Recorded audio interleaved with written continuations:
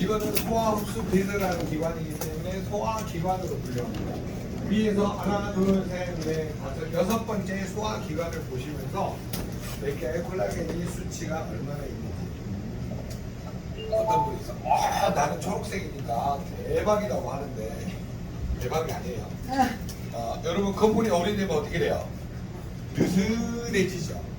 자, 꼭 적어놓으세요. 30세 이후에는 1%씩 줄어듭니다. 합성가 되는 게. 그러니까 60세 정도 되시면요, 절반 이상이 흐물흐물합니다.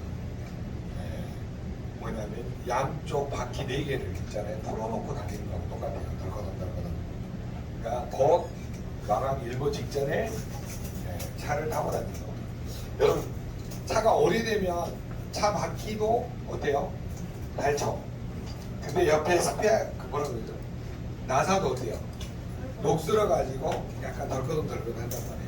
우리 몸이 똑같아요. 그게 바로 콜라겐 부족이에요. 고객 이해시킬 수 있겠죠?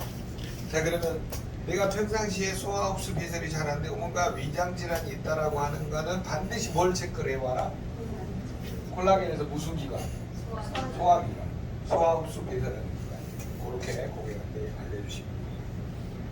자, 그러면 여기에서 여러분이 한 단계 깊이 들어가면 뭐까지 확인할 수 있겠어요? 위소장대장의 연동 기능 확인할 수 있겠죠? 자, 우리 여기 선생님, 철수가 있습니다. 철수 하시는 분. 여기. 위장, 위장하고 대장 볼게요. 위장에서 연동 기능 떨어지고, 흡수 기능, 소장, 대장, 연동 기능, 흡수 떨어지고, 대장 가볼게요. 자, 연동기는 흡수기는 다 떨어졌죠. 세균도 줄어들었죠. 네. 자, 유산균도 줄어들었다 이 말이에요. 그러면 결국 이분 같은 경우는 결합 능력이 좋은 거예요, 안 좋은 거예요? 네. 위장 세포도 제자리에 있는 게 아니고 어디요? 느슨해진 거죠. 네. 그렇기 때문에 먹어도 잘 소화가 안 되니까 늘어져. 늘어진 상태에서 더 먹으면 어때요? 아예 그냥 소화 불량 상태가 되어버립니다. 그렇기 때문에 저런 분들은 반드시 상담할 때 다 걸러내셔야 돼요. 저런 분들이 다이어트를 하면 거의 100중 100발 실패라는 얘기예요. 해독이 잘 돼야 돼요. 안 돼요. 식습관이 잘못되어 있기 때문에. 그래서 선생님이 본인이 샵을 하면서 운영을 하기 때문에 본인이 뭐냐면 과식, 폭식, 야식을 하는지를 잘 체크를 해보시죠. 좀 어디에 속해요? 과식에 속해요, 폭식에 속해요, 야식에 속해요. 야식 더 빨리 먹죠, 배고프니까. 네. 그래서 이제 콜라겐상의 문제가 나타나기 시작한 겁니다. 자, 그 다음에 두 번째 볼게요. 갑상선 기능 저하층으로 고생해 보신 분 손 들어보세요. 갑상선 기능 저하층. 네. 자, 그러면 이제 갱년기장에도 마찬가지예요. 거기다 넣을게요. 여러분 어디로 가야 될까요? 갑상선이니까 호르몬이죠. 그러니까 콜라겐에서 다시 30번. 여러분 교재는 101페이지. 잘 표시해 놓으세요. 101페이지 교재 이거. 이렇게 101페이지. 요 교재 101페이지를 잘 표시해 놓으세요. 이래서 안 가져요. 자, 101페이지 표시하면서 잘 보세요. 그러면 지금 우리가 갑상선 질환이 있거나 갱년기장에 시작되신 분들은 뭐에 가까워요? 호르몬 질환. 호르몬은 뭐예요? 내분비죠. 자, 우리 여기 선생님 보니까 6.1에서 8.6인데 7.5. 그러면 중간 정도로 내려왔다 이 말이에요. 네. 그러니까 지금 혹시 갑상선 기능 괜찮아요? 자주 피곤하거나 뭐 이런 거 많이 피곤했었어요. 그러면 갑상선하고 부신의 기능이 떨어진 거예요. 그 다음에 갱년기장에서 지금 폐경이 되신 거예요? 아니면 진행 중이세요? 폐경되신 지 오래되셨어요. 자, 그러면 여러분 결국 이분 같은 경우는 중간 지점으로 관리하고 있다는 소리는 내분비가 굉장히 관리가 잘 되고 있는 거예요. 근데 중요한 건 뭐냐면 콜라겐을 충분히 먹어서 더 라인이 어때요? 조금 더 몇 점대로 관리하는 게 도움이 될까요? 지금 내분비에서 이분이 8점대로 관리하면 굉장히 도움을 받을 수가 있겠죠. 네. 채소 상으로 기능이 떨어지면 꼭 문제가 생기니까 관점도. 그래서 콜라겐을 가장 빨리 채우는 방법은요 2대1. 이게 무슨 말이냐면 콜라겐 10스푼에 제슈추 5스푼. 이게 부담이 되신 분은요 콜라겐 2스푼에 제슈추 1스푼. 적응이 되면 4스푼에 2스푼, 또 적응이 되면 6스푼에 3스푼, 또 적응이 되면 8스푼에 4스푼. 완전 적응이 된 사람은 10스푼에 5스푼. 이렇게 3일 단위로 늘려가서 늘렸는데 부담스러우면 막 위가 더 불어가 부담스러운 게 있단 말이에요. 그러면 3일을 더 해봐요. 2스푼에 1스푼 해가지고. 그래서 적응이 됐어. 그러면 콜라겐 4스푼에 제슈추 2스푼. 그래서 또 먹어보는 거예요. 왜? 점막이 복원되는 시간이 있기 때문에. 위점막이 가장 빨리 복원이 되거든요. 그래서 여러분이 갑자기 고용량으로 가지 말고 저용량에서 2대1 비율로. 그러면 여러분 콜라겐을 먹는 건 이해가 돼요. 제슈추를 왜 먹어줘야 될까요? 각 세포에 있는 모세혈관들을 열어줘야 돼요. 비타민 P 기능 중에 하나가 모세혈관 투과성을 높여주는 거예요. 그렇기 때문에 여러분이 혈관 질환이 있는 분들일수록 제슈추를 충분히 많이 드셔야 돼요. 콜라겐으로. 자, 그러면 여기에서 내가 해야 될 일은 뭘까요? 내분비 기능을 몇 점대로? 최소한 8.23 이렇게 관리하도록. 그래서 콜라겐 제슈추 양을 천천히 늘려가면서 3일 단위로. 그러면 콜라겐에다가 제슈추를 같이 섞어서 먹는 네, 섞어서 먹는 거예요. 네. 자, 그 안에 비타민 B, 바이오 플라보노이드, 그러니까 귤 껍질 안쪽에 있는 하얀 물질들 있죠. 여러분 까보면 안에 하얀 물질 있잖아요. 네. 루틴, 헤스페린이라는 폴리페놀 성분들이 들어있단 말이에요. 그게 무슨 짓을 하냐? 모세혈관, 적은 혈관들 있죠. 우리 각 장기에. 그거를 확장시켜서 뭐냐면 백혈구, 적혈구 이런 혈소박 혈액들이 잘 일하도록 도와준다 이거예요. 그러면 여러분 갑상선 샘에도 부신 호르몬에도 그 다음에 각 정소 난소에도 호르몬이 공급이 돼야 돼야 안 돼야 돼요? 돼야 되겠죠. 그러니까 어떻게 돼야 돼요? 탄력이 있어야 뭐냐면 호르몬이 분비될 거 아니에요. 아니 갑상선 호르몬을 짜내야 분비가 돼요. 짜내려면 탄력이 있어야 돼요 없어야 돼요? 그러니까 콜라겐 엘라스틴이 필요하고 부신에서도 호르몬을 짜줘야 되잖아요. 콜라겐 엘라스틴. 그 다음에 정소 난소에도 여성 호르몬 남성 호르몬 만들어야 되는데 콜라겐은 탄력이 있어야 돼요. 그래서 여러분이 내분비에서 이 콜라겐 점수가 높은 사람일수록 호르몬이 잘 분비돼서 건강해질 수밖에 없다. 제발 이해되세요? 네. 됐어요. 이겨져. 네. 자, 101페이지입니다. 그래서 여러분이 내가 콜라겐이 부족하신 분들은 반드시 뭘 해결을 하셔야 되냐면 어떻게 먹어야 되는지를 고객한테 알려주는 게 중요하다, 안 중요하다? 엄청 중요하다라고 하니까. 자, 그래서 지금 2번 합니다. 자, 자기 거 먼저 살펴보도록 하겠습니다. 자, 자기 내분비 기관이 점수가 8.2 이상, 8.3, 8.4라고 하신 분 손으로 보세요. 점수가. 콜라겐 점수가. 몸들이 썩음썩음 하시네요. 연식이 다 돼가지고. 배성대 사장님 어때요? 6점. 네? 6.2. 아니, 뭔 일을 하셨다고 그렇게. 뭔 일을 하셨다고 썩음썩음 보이셨어. 스트레스를 많이 받으셔요. 네. 여러분 콜라겐은 반드시 저용량에서 중용량, 대용량으로 늘리셔야 돼요. 갑자기 그렇게 하면 지금 너무 심각한.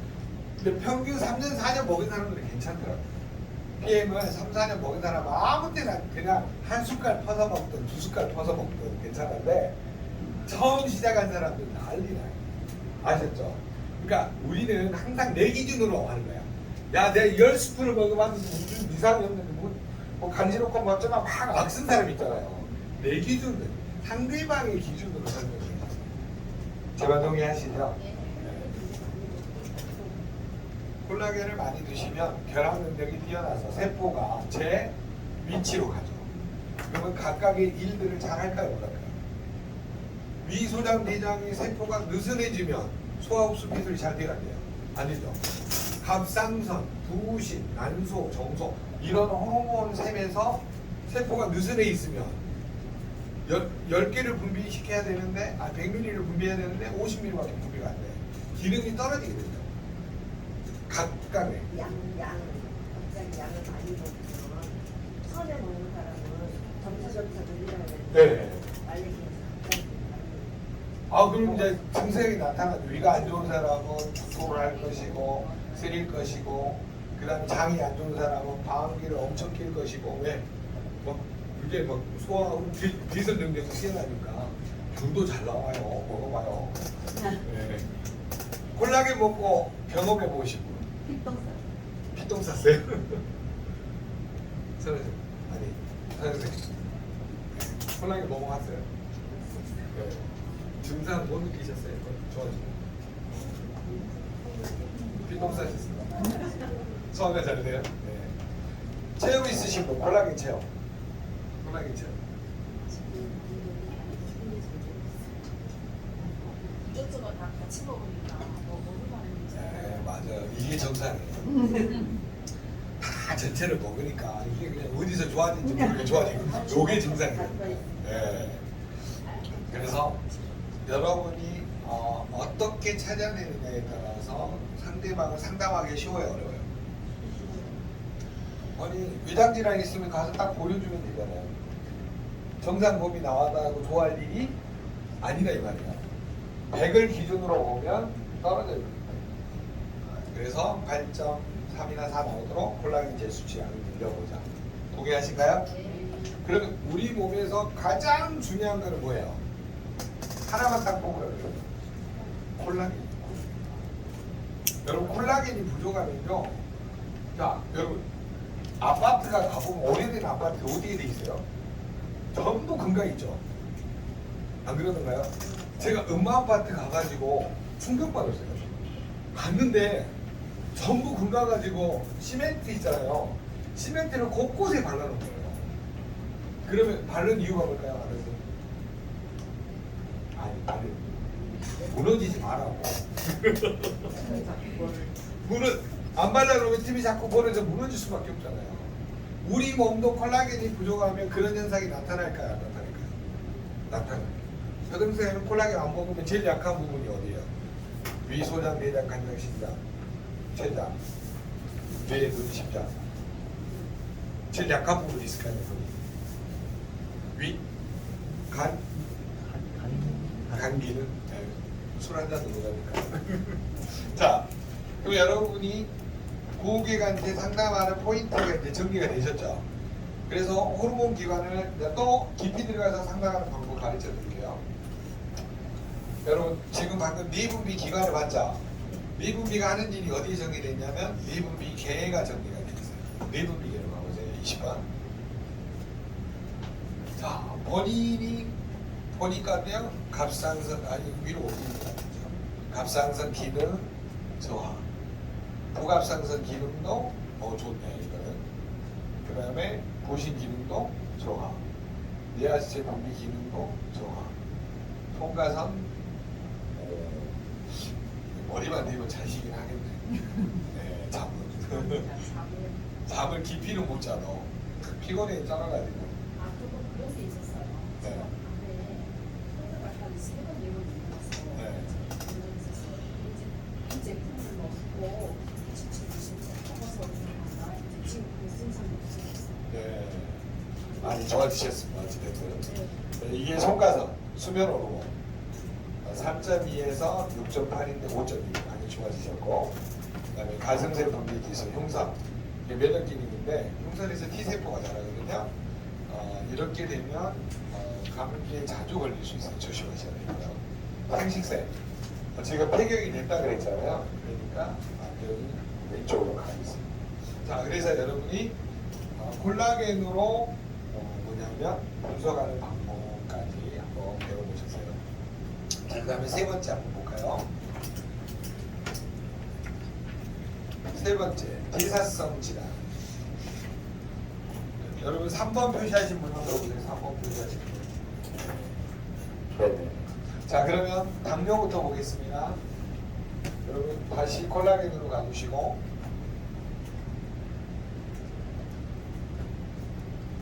자, 올려놓으세요. 자, 여러분 당뇨하고 관련이 있는 기관이 뭘까요? 당뇨하고 관련이 있는.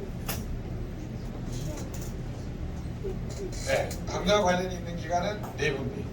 왜? 인슐린은 어느 때 올라가요? 아니야, 어느 때 분비돼요? 혈당이 높을 때, 고혈당. 인슐린. 그 다음에 저혈당일 때는 어떤 호르몬이 분비돼요? 저혈당일 때. 글루카곤. 네. 그래서 인슐린, 글루카곤이 서로 밀당을 하면서 혈당을 조절합니다. 자, 그러면 여기에서 우리가 1차적으로는 뭘 봐야 된다는 거예요? 내분비 기관을 봐야 된다는 거예요. 자, 내분비 다시 한번 가볼게요. 자, 여기 보니까 당뇨하고 관련이 있는 데가 어딜까요? 당뇨하고 관련이 있는 데. 당뇨하고 관련이 있는 데. 갑상선 부신이에요. 그리고 뇌하수체. 그다음에 잠을 못 자도 뭐냐면 호르몬 기능이 확 떨어집니다. 그 다음에 우리 몸에서 제일 중요한 이런 호르몬 기능이 전체적으로 떨어지면 당뇨에 걸릴 확률이 무지하게 높습니다. 근데 이거를 이제 뭘로 확인할 수 있는 방법이냐면 미네랄로 확인할 수 있는 방법하고 비타민으로 확인하는 방법 가르쳐줄게요. 자, 어디로 가보시냐면 미네랄 15번 63페이지죠. 미네랄원소가 몇 페이지인가요? 53페이지인가요? 53페이지 50 몇 페이지예요? 53페이지예요? 네, 53페이지. 네, 거기 펴주시고 여러분 거 보시면서 자, 인슐린이 합성이 될 때 인슐린은 팟빵이다 기억나세요? 아연하고 단백질. 그러면 아연이 줄어드는 걸 볼게요. 1.1에서 1.9대 1.1. 가이드라인이 걸려있죠? 네. 당뇨의 전 단계 수준이죠. 혹시 약을 드세요? 약을 드시진 않고 고혈압하고 고지혈증 약을 지금 안 드시고 지금도 약 끊을 때는 함부로 끊으면 안 돼요. 이틀에 한 번씩 하루 먹고 하루 쉬고 하루 먹고 하루 쉬고 이렇게 천천히 끊으셔야 돼요. 큰일 납니다. 네. 자, 그러면 여기 보니까 아연의 비중이 줄어들었죠. 그러니까 당뇨에 걸릴 확률이 높아져요. 그러면 아연이 어디 들어있어요? 리스토린, 또 시벨런스, 또 아연이 들어있는 거 하나 또 있는데 아연이 메플러스 안 들어있다. 들어있습니다. 메플러스 들어있죠. 네, 메플러스 들어있고 그 다음에 콜라겐도 아연이 들어있고 네. 그걸 여기서는 만족 확인 한번 해봐요. 네, 지금 갑자기 헷갈리네. 아연이 아마 4군데 들어있을 거예요. 네, 그래서 아연을 좀 늘려주시는 게 도움을 줄 수 있다. 그러니까 시너지를 위해서 같이 먹는 게 도움을 줄 수가 있겠죠. 그러면 여러분 시밸런스는 언제 먹는 게 제일 좋을까요? 식전에 먹는 게 좋아요. 왜 그러냐면 식후에 혈당을 잡아줍니다. 그리고 리스토레이트는 식후에 먹는 게 좋아요. 왜 그러냐면 식후에 먹게 되면은 근데 활성산소 늘어나는 거 잡으셨는데 귀찮잖아요. 그러니까 같이 섞어서 드셔도 된다. 꼭 그래서 제가 피레 박사님 이야기 많이 하는 거예요. 아무 때나 먹어도 된대요. 너무 막 얽매이지 말래요. 그러니까 여러분이 개발자의 말을 들으세요. 네. 누구 이야기를 하기 싫으니까 개발자 이야기 들으세요. 개발자. 누가 그렇다고 하면 개발자가 그러든 그렇게 물어보셔야 돼요. 아셨죠? 개발자는 뭐라고요? 아무 때나 상관이 없어요. 그러니까 여러분이 우리 세포의 적재적소에 적합하게 들어가면 대사가 되도록 만드는 거예요. 근데 아무 때나 먹었는데 이상 반응이 나오면 언제 먹어야 돼요? 식사 중간에나 식후에 먹는 게 도움을 줄 수 있다. 요것만 머리에 정리해 놓으시면 되겠죠. 잘 이해되시죠? 자, 그러면 여러분 인슐린이 합성이 될 때는 뭐가 필요하다고요? 아연과 단백질. 인슐린이 빠져나와야 되죠. 인슐린이 분비되려고 할 때는 뭐냐면 칼슘하고 비타민 D3가 여러분 교재 중에 아건강 상담사 교재 있으세요? 봐보세요. 아건강 상담사 교재 네. 거기 보시면 네. 90페이지 한번 봐보세요. 90페이지.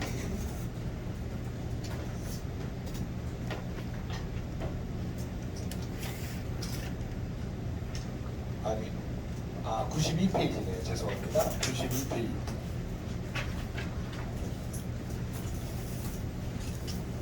자, 92페이지 보니까 나오죠. 뭐라고 나와요? 당뇨, 6번 당뇨약고 나오죠. 여러분 탄수화물을 많이 먹으면 혈중 포도당 농도가 돼요? 올라가죠. 그러면 그걸 보고 뭐라 그래요? 고혈당이라 그래요. 네, 눈치 빠른 사람들 옆에 붙어 있는 거 알아요. 저렇게. 여기도 붙어 있고요. 자, 그러면 피가 안 돼요. 탁해지고 끈적거리죠. 네, 6번. 92페이지 6번에 보시면 돼요. 아건강 상담사 92페이지 6번. 없는 사람은 벽 찾아보셔도 됩니다. 자, 그러면 여러분 저기도 보니까 췌장에 남기란서 베타세포에서 합성, 인슐린이 합성되려면 뭐가 필요하다고요? 단백질과 아연. 네. 이게 분비되려면 뭐가 필요해요? 칼슘과 비타민 D3. 자, 칼슘 한번 볼게요. 우리 김영희 선생님은 칼슘이 마이너스. 왜 이게 나와? 네. 마이너스 2. 일부러 안 보여주려고 마이너스 2가 있는 거예요. 비타민은 D3는 어디서 보냐? 비타민. 자, 비타민 D3 갔더니 어머나 부족하시네요. 이런 분 봤어요. 저한테 딱 배우시고 선릉에다 야! 큰일 나! 큰일 나면 큰일 나. 칼슘 비타민 D3가 그냥 분노에 걸린다고 이렇게 협박을 하지 마시고 확률이 높아진다. 이해되셨죠? 그 어르신 가끔 선릉에 한번 가게 만나는 거야. 지금도 큰 소리 쳐. 시까! 내 인마 그렇게 관리하고 인마 당뇨 관리하고 호수축 먹고 해라! 뭐 이러고 완전히 건강 전도사 되셔가지고 예, 그분만 나타나면은 이게 막 저기 하는 거예요. 그래서 여러분 물론 이제 뭐 그렇게까지 할 필요는 없지만 여러분이 꼭 알아주세요. 여러분 인슐린이 분비될 뭐가 필요해요? 칼하고 비타민 D3. 여러분 인슐린 분비를 2자로 줄이면 뭐예요? 인분. 인분을 1자로 줄이면 똥. 똥이 빠져나오려면 썰어야 되잖아요. 칼로 도마 위로. 칼하고 비타민 D3. 똥을 썰어야 분비될 거 아니에요. 아이 그렇게 해오시라고. 네. 인분은 확 뿌려버려요. 자, 여러분 우리 몸에서 인슐린이 분비되려면 뭐가 필요해요? 칼슘과 비타민 D3. 네. 자, 꼭 외우세요. 자, 그 다음에 다시 넘어갑니다. 미량원소로. 자, 여러분, 그 다음에 우리 인슐린이 이동하려면 아연과 마그네슘이 필요하다고 했어요. 아연 볼까요? 아연의 1.1에서 1.9. 거의 가이드라인이고요. 그 다음에 마그네슘은 0.5에서 0.9대 0.5에서 -1 상태입니다. 그래서 지금 당뇨의 전 단계에 접어드는 거예요. 저게 정상 범위로 올라가도록 리스토레이트, 그 다음에 시밸런스. 또 아예 어디 들어있죠? 램플러스, 그 다음에 콜라겐. 네. 이렇게 해가지고 좀 충분히. 시밸런스는 아침 그냥 하루 3번 한 포. 그 아무 때나 드려요. 9시, 뭐 12시, 6시 이렇게. 저기 리스토레이트는 그렇게 드세요. 그냥 같이 2개 타가지고 먹을 때 정해진 시간에 드시면 도움이 되죠. 항상 루틴을 만들어 놓으세요. 나는 이 시간에는 뭘 먹겠다 하면 그 시간에 먹어요. 저같이 아침에 일어나가지고 한 대접에다가 퍼가지고 원샷 이렇게 하시던 자기 루틴이 있을 거예요. 먹는 습관이. 저처럼 먹는 사람은 귀찮으니까 다 섞어갖고 원샷 하는 거고, 어떤 사람은 일어나면 치카치카하고 오일 풀링하고 그 다음에 액티바이드 5개 사갖고 먹고 또 그다음 소금차 한 잔 드시고 파워 칵테일 타고 먹고 또 30분 뒤에 미스터리트 먹고 이런 사람도 있더라니까. 이렇게 드시는 분서 들어보세요. 아 있어. 없을 수가 없어. 저거는 자기만의 루틴이야. 그러니까 자기 루틴대로 하시면 돼요. 저처럼 그냥 왕창 해갖고 원샷 해도 되고. 아 근데 물어봤어요 캐리 박사한테 이거 흡수 되냐 그랬더니 걱정하지 말고 드시라고. 그러니까 흡수율이 좀 느려질 수도 있대. 미스터레이트는 식이섬유 만나면 딱 붙어가지고 위 소장되잖아 옮겨다니니까. 이해됐죠? 그러니까 원래 미스터레이트만 빼고는 다 먹어도 되는데 저는 미스터레이트 다 타요. 귀찮아. 30분 뒤에 또 달랑달랑 갖고 다니다 잊어버린 경우가 대부분이더라니까요. 여러분 안 그러세요? 아 이거 먹는다 하고 갖고 다니다 잊어버려. 그러더니 차라리 그냥 같이. 그러면 이제 저녁에 흡수될 거 아니에요. 자 그러면 인분을 뿌려버렸어요. 칼슘하고 비타민 D3로 인슐린이 이동했단 말이에요. 아마 여러분 애울 때 이렇게 해주세요. 아마 인슐린이 이동했을 거야. 이렇게. 아마 인슐린이 이동했을 거야. 이렇게 해주시면 돼요. 아연하고 마그네슘이 인슐린이 이동해요. 그러니까 아연과 마그네슘이 있어야 되는데요. 이동할 수 있다. 개념 이해되셨죠? 뭐라고요? 아마 이동했을 거야. 똥은 칼로 동아리에 놓고 잘라야 잘 잘라요. 제일 더러운 방법이에요. 저는 이게 안 헤어져가지고 제일 더러운 방법이 이런 거예요. 인슐린 분비되려면 칼슘 칼 가지고 D3 동아리에 놓고 썰어야 된다고.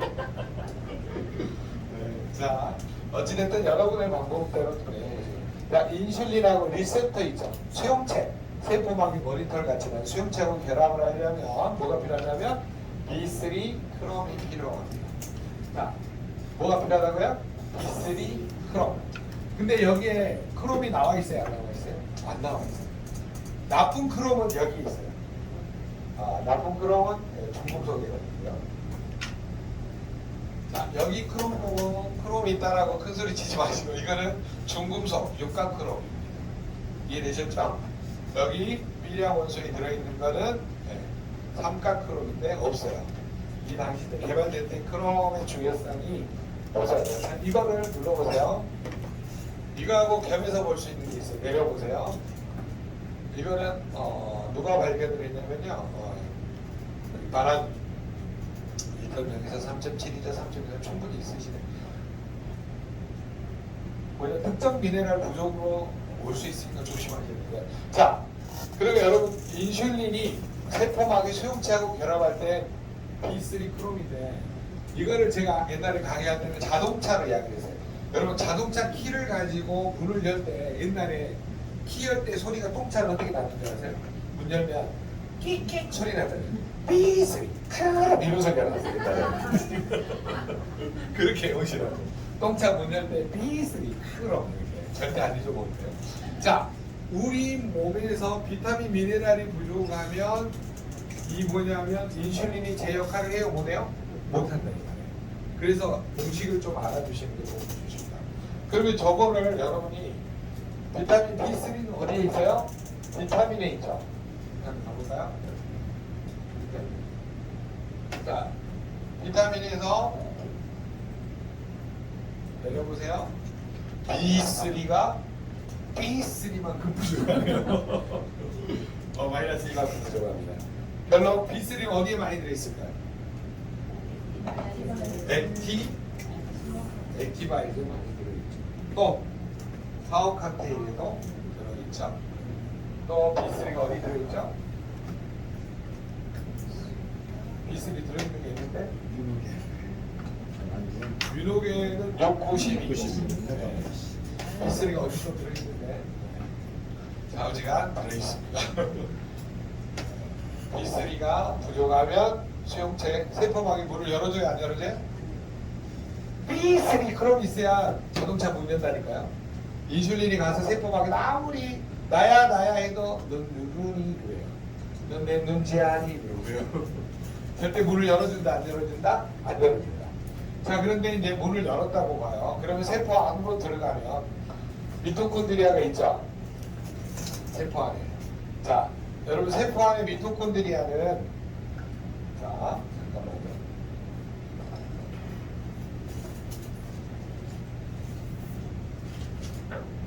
여기 사이만 나와요.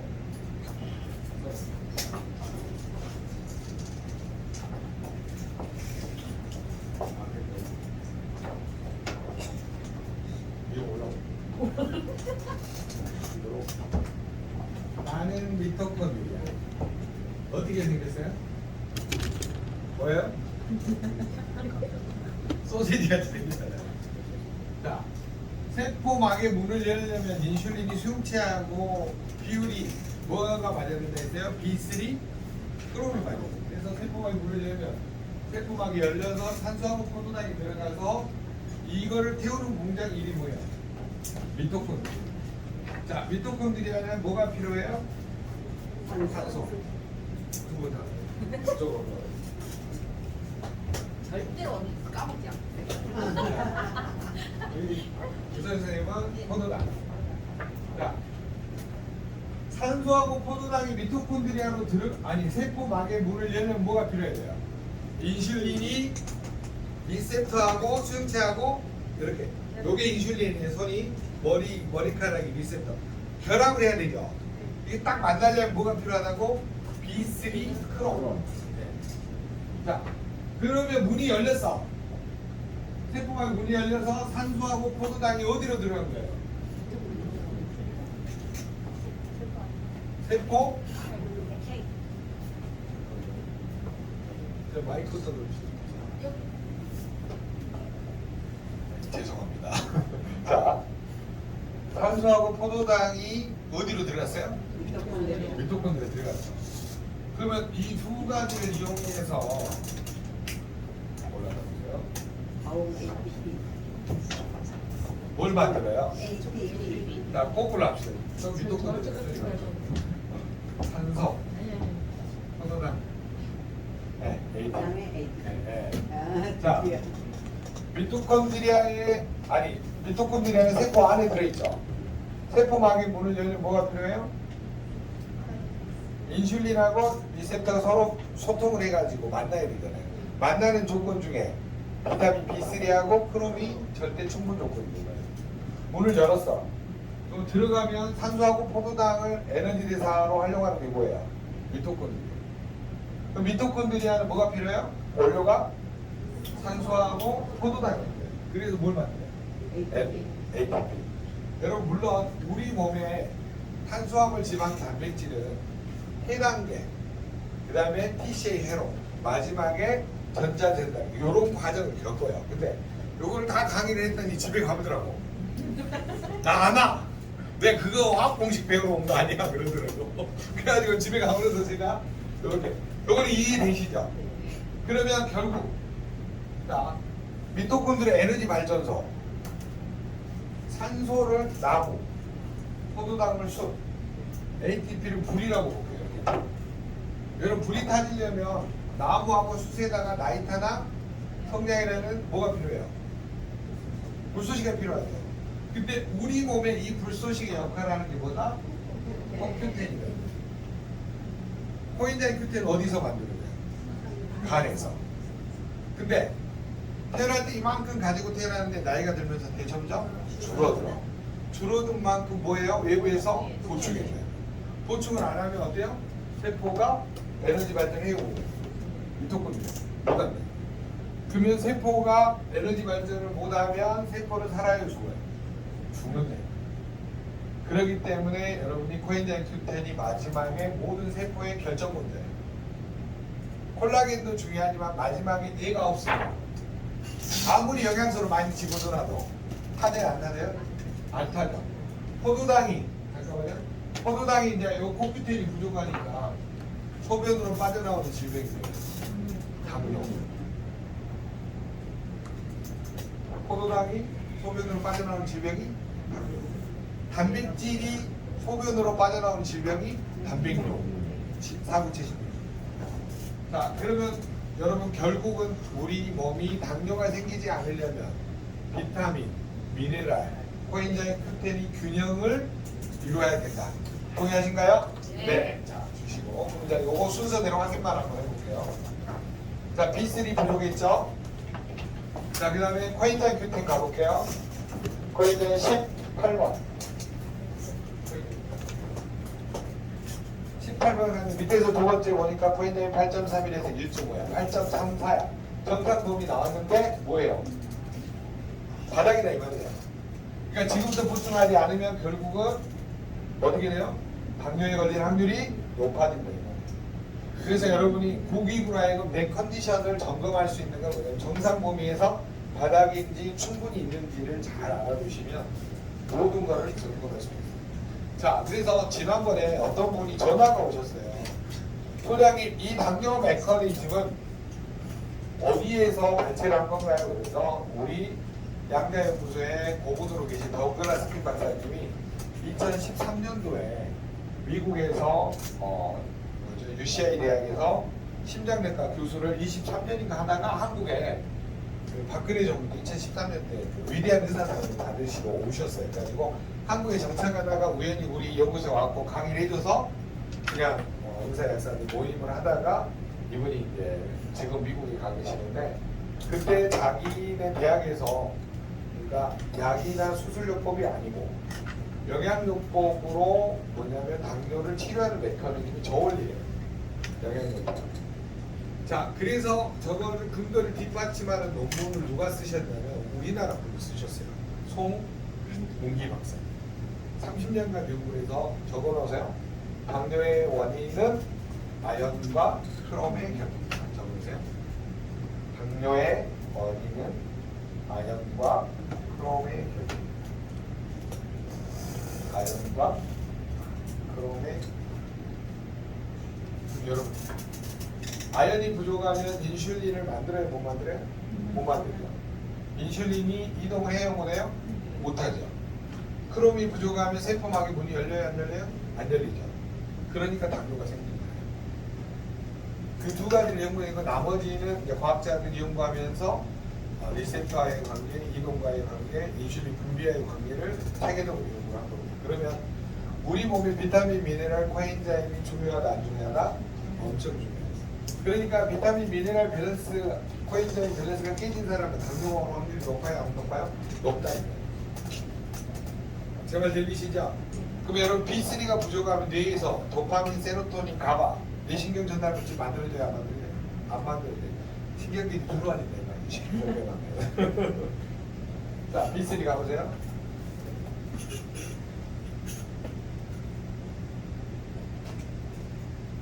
이렇게 부족하면 밑으로 내려보세요. B3가 이렇게 부족해지면 뇌에서 도파민, 세로토닌 그러니까 신경이 날카로워집니다.